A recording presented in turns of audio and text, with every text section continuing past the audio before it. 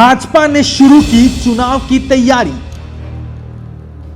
स्वास्थ्य विभाग के रास्ते बिहार फतह का चुनावी प्लान। स्वास्थ्य विभाग बचाएगी भाजपा की डूबती नैया। आखिर क्या है बीजेपी का मास्टर प्लान? बिहार में इस साल चुनाव होना है, जिसमें यह तय है कि कोरोना का मामला जरूर गूंजेगा।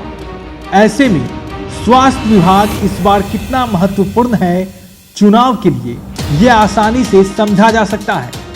भाजपा ने इसे पहले ही समझ लिया है और स्वास्थ्य विभाग पर अपनी पकड़ बनानी शुरू कर दी है।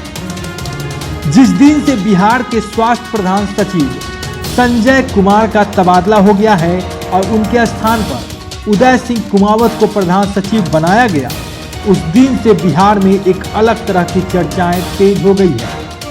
यूं तो आईएएस ऑफिसरों के तबादले तो होते रहते हैं और ये मामला इतना तूल भी नहीं पकड़ता, परंतु इस बार के तबादले को लेकर सवालिया निशान खड़े होने लगे हैं। वजह है कि आखिर बीच युद्ध में सेनापति को क्यों बदल दिया गया, और बदला भी गया तो उदय सिंह कुमावत ही क्यों नए सेनापति बनाए गए।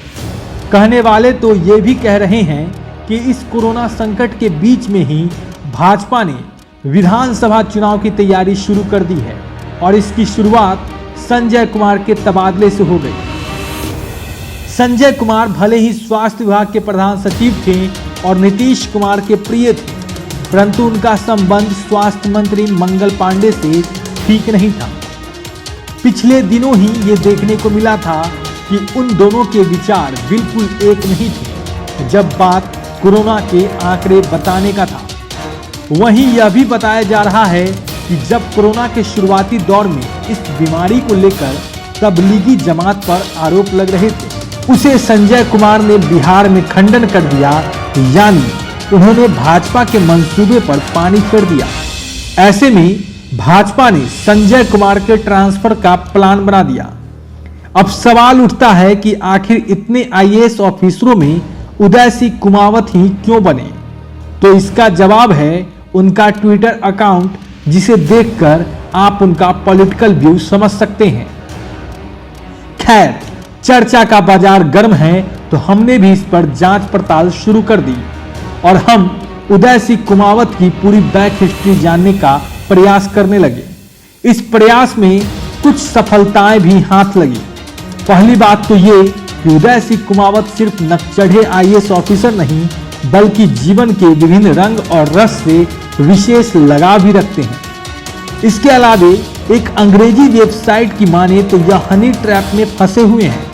अंग्रेजी वेबसाइट पिगरूज ने तकरीबन 2 साल पहले ही उदय सिंह कुमावत के बारे में सनसनीखेज खबर दी थी। इस वेबसाइट के मुताबिक उदय सिंह कुमावत पेरिस में फ्रांस के खुफिया विभाग द्वारा हनी ट्रैप में पकड़े गए थे। फ्रांस की खुफिया एजेंसी ने इससे संबंधित सीडी भारतीय एजेंसी रॉ को सौंपी थी।